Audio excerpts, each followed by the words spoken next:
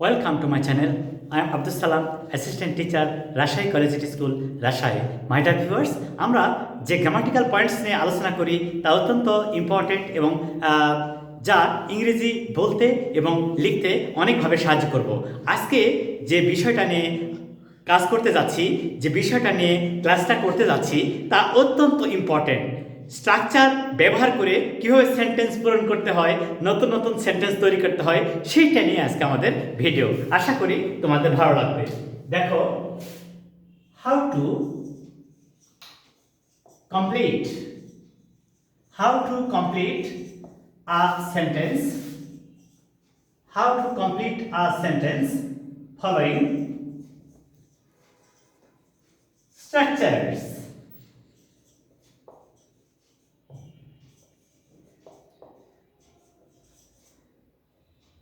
তাহলে আমরা আজকে যে ভিডিওটা করতে যাচ্ছি তা কি হলো, যে how to complete a sentence following structure. মানে এমনি তো সেন্টেন্স লিখলে সেন্টেন্স কারেক্ট হবে না, তোমরা তো জানো। তাহলে অবশ্যই প্রত্যেকটা সেন্টেন্সের জন্য একটা স্ট্রাকচার থাকে, সেই স্ট্রাকচার বা কাঠামো ফলো করে লিখলেই সেন্টেন্সটা পূর্ণ হয়।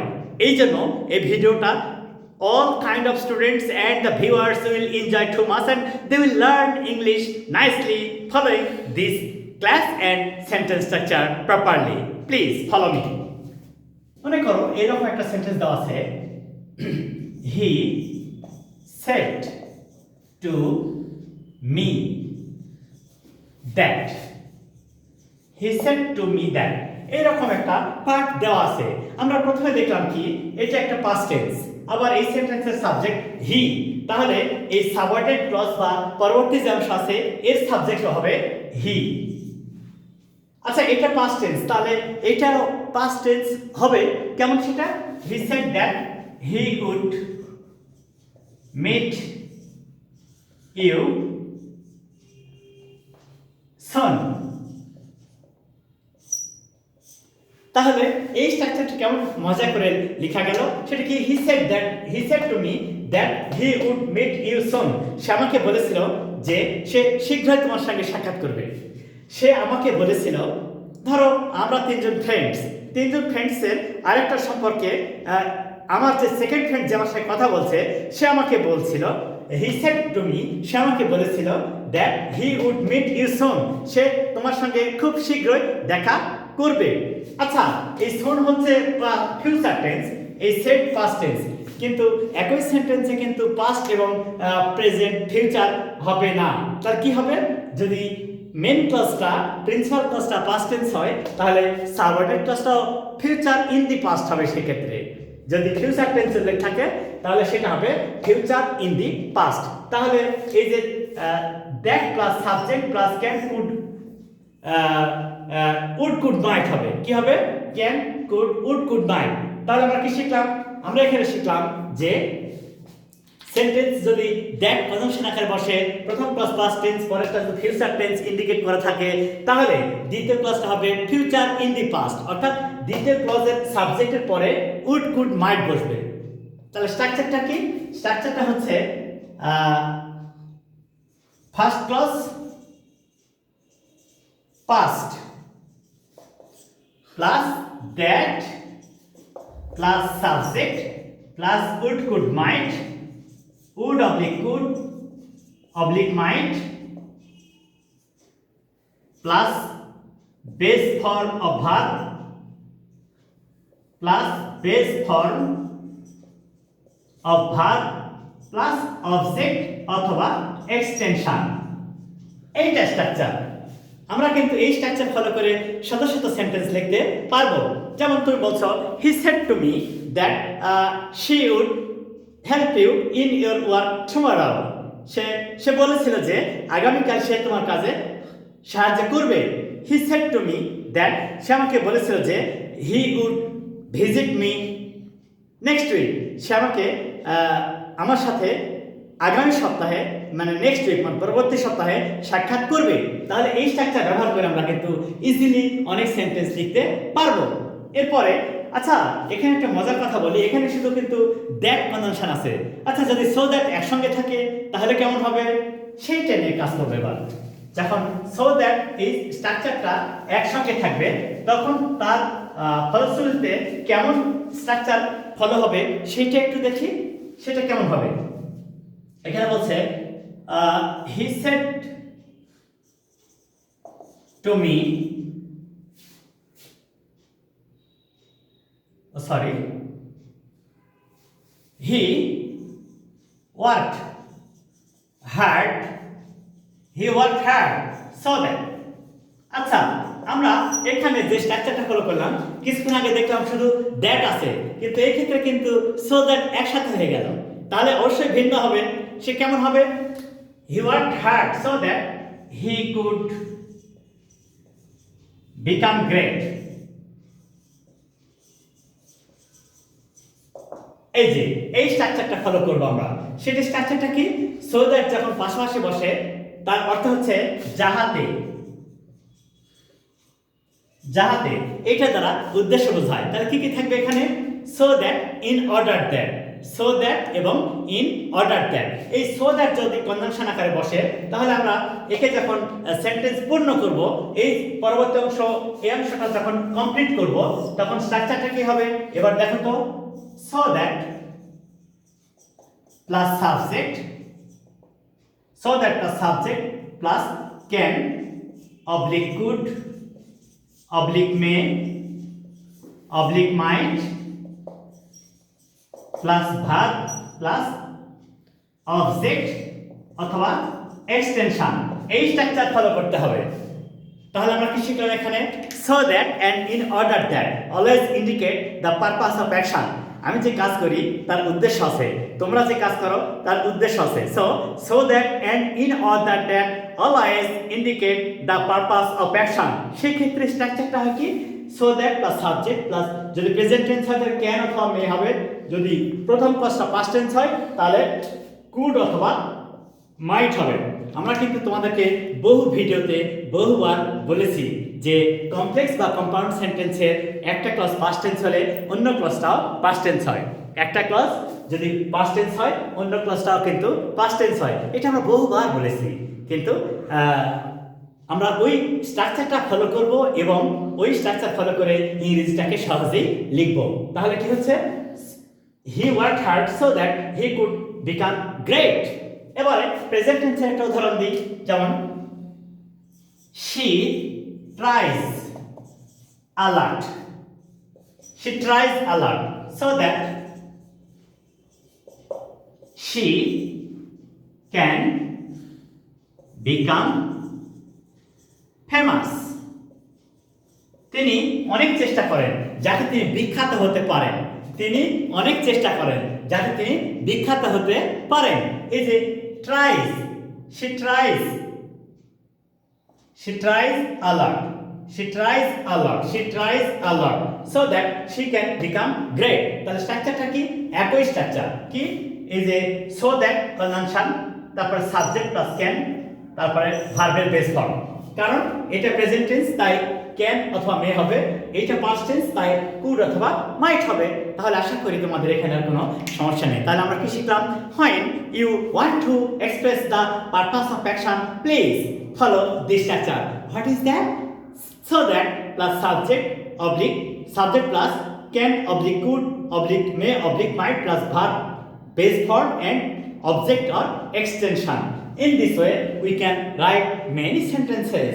You can say that he went to market so that he could buy some things. সে বাজারে গিয়েছিল যাতে সে কিছু কিনতে পারত। He always followed the study rules so that she could learn everything nicely. এই যে এভাবেই আমরা এই সেন্টেন্স স্ট্রাকচারগুলো ফলো করে সুন্দর ইংলিশ লিখতে পারবো। তারপরে দেখি এই সো দ্যাট গেল। এবারে আরেকটা স্ট্রাকচার একই ধরনের, কিন্তু দেখো কত পার্থক্য, কত চমৎকার করে লেখা যায় সেটা নিয়ে আমরা আজকে কাজ করছি। আসলে মূল উদ্দেশ্য হলো যে সেন্টেন্স স্ট্রাকচার ব্যবহার করে কিভাবে নতুন সেন্টেন্স লেখা যায় এবং সেন্টেন্স পূর্ণ করা যায়। দেখো তো,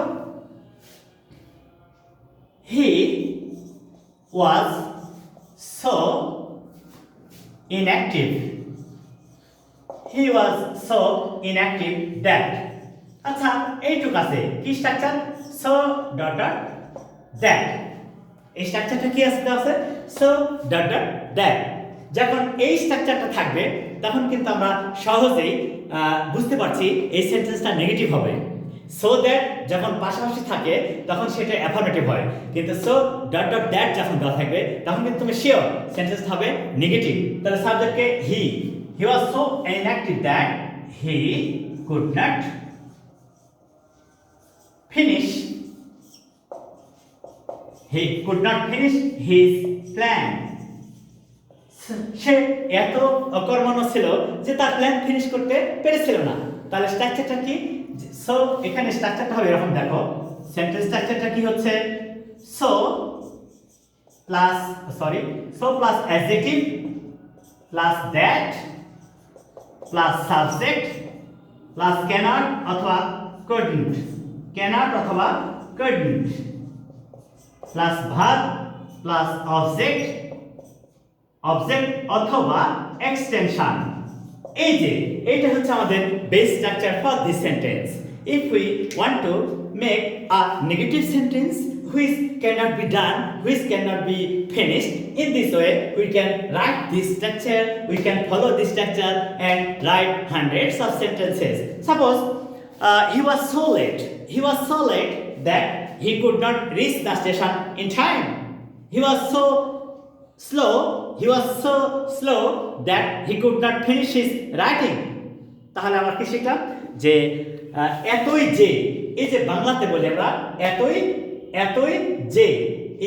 যে তার অর্থ নেগেটিভ আর সো দ্যাট ওটা যাহাতে ওটা অ্যাফার্মেটিভ তাহলে এই স্ট্রাকচারটা হবে যখন সো ডট ডট দ্যাট হয় তখন এই স্ট্রাকচারটা আমরা ফলো করব so plus adjective plus that plus subject plus cannot could not plus verb plus extension or object আশা করি তোমাদের এখানে আর সমস্যা থাকলো না এরপরে আরেকটা স্ট্রাকচার আমরা ফলো করব দেখো কিভাবে চমৎকার করে এইভাবে সেন্টেন্স পূর্ণ করা যায় মূল ব্যাপার হলো যে সবকিছু একটা চমৎকার এবং আইডিওলজি এবং চমৎকার উদাহরণের মাধ্যমে তৈরি করতে হবে এবার দেখো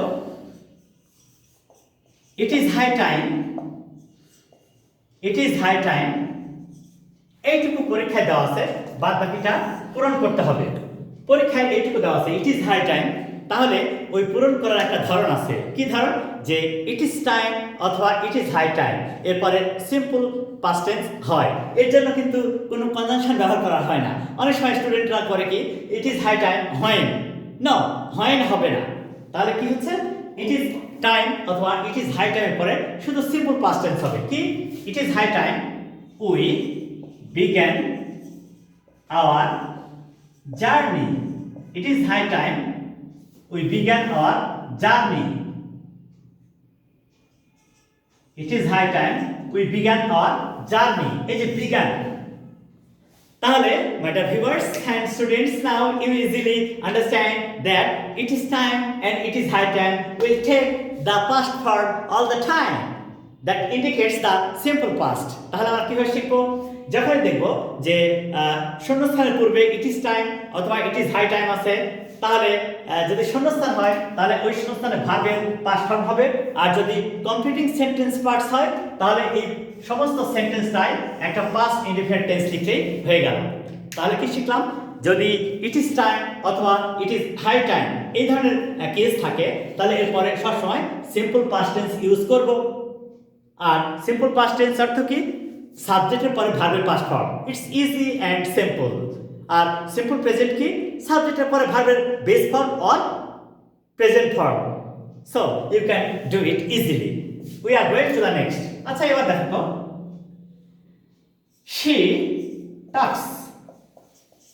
she talks as if she আচ্ছা as if পর্যন্ত দেওয়া আছে এইটুক দেওয়া নাই যখন তুমি সেন্টেন্সে দেখলা যে as if দেওয়া আছে তার অর্থ হচ্ছে as if as though wish fancy এগুলি দ্বারা অসম্ভব কল্পনা প্রকাশ পায় যখনই সেন্টেন্সে এই as if as though wish fancy এগুলি কনজাংশন আকারে ব্যবহার করা হচ্ছে ওগুলি কি কনজাংশন আকারে ব্যবহার করা হচ্ছে তখন তুমি শিওর হয়ে গেলা যেটা প্রেজেন্ট ইনডিফিনিট টেন্স এবং এইটা কনজাংশন আকারে ব্যবহার হচ্ছে এর দ্বারা ইমাজিনেশন বা ফ্যান্সি প্রকাশ পায়, বাস্তবে যেটা সম্ভব নয়, কল্পনার মাধ্যমে যেটা হয় বাস্তবে কিন্তু সম্ভব নয়, সেই ধরনের সেন্টেন্স ব্যবহার করা হচ্ছে। তাহলে এটা এরপরে যদি শুধু বি ভার্ব ব্যবহার করা হয় তাহলে সবসময় সাবজেক্টের পরে ওয়ার বসে, যে কোনো সাবজেক্টই হোক। যেমন she talks as if she were a poetess.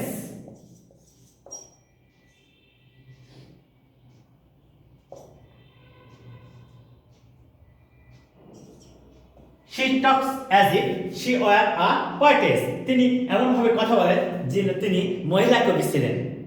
সন্ধে সন্ধে সুরে সুরে কথা, চমৎকারভাবে সবকিছু মেনটেন করে কথা, এরকম। তাহলে যদি as it as the wish fancy থাকে তাহলে তার পূর্বে যদি প্রেজেন্ট টেন্স থাকে পরেরটা সিম্পল পাস্ট হবে, এবং যদি টু বি ভার্ব ব্যবহার করো সব সময় ওয়ার বসবে। আমরা তো দিস ক্লাস থেকে শিখে এসেছি এই সেই চ্যাপ্টার থেকে যে সি এর পরে ওয়াজ বসে পাস্ট টেন্সে, বাট অ্যাকচুয়ালি এই as it as the wish fancy এদের ক্ষেত্রে একটু ভিন্ন হবে। সেটা কি, ওই যে কোনো সাবজেক্টের পরে ওয়ার বসবে। আর একটা ব্যতিক্রম আছে, সেটা কি, যদি অ্যাজ ইট অ্যাজ দ্য পূর্বে পাস্ট টেন্স থাকে পরেরটা কিন্তু হবে পাস্ট পারফেক্ট টেন্স। যেমন she behaved as if she had been a minister.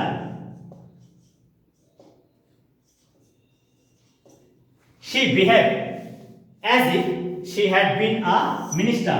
এখানে তুমি খেয়াল করে দেখো, যদি তোমার পরীক্ষায় বা একটা ইনকমপ্লিট সেন্টেন্সে এইটুক দেওয়া থাকে, এইটুক দেওয়া থাকে, এইটুক দেওয়া থাকে, তাহলে এই স্ট্রাকচারগুলো ফলো করে তোমাকে লিখতে হবে।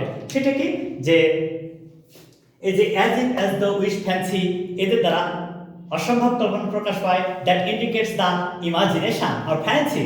তাহলে প্রথমটা প্রেজেন্ট টেন্সের পরটা সিম্পল পাস্ট, আর যদি ফাইনাইট ভার্ব ছাড়া টু বি ভার্ব থাকে তাহলে সেক্ষেত্রে যে কোনো সাবজেক্টের পরে ওয়ার বসে।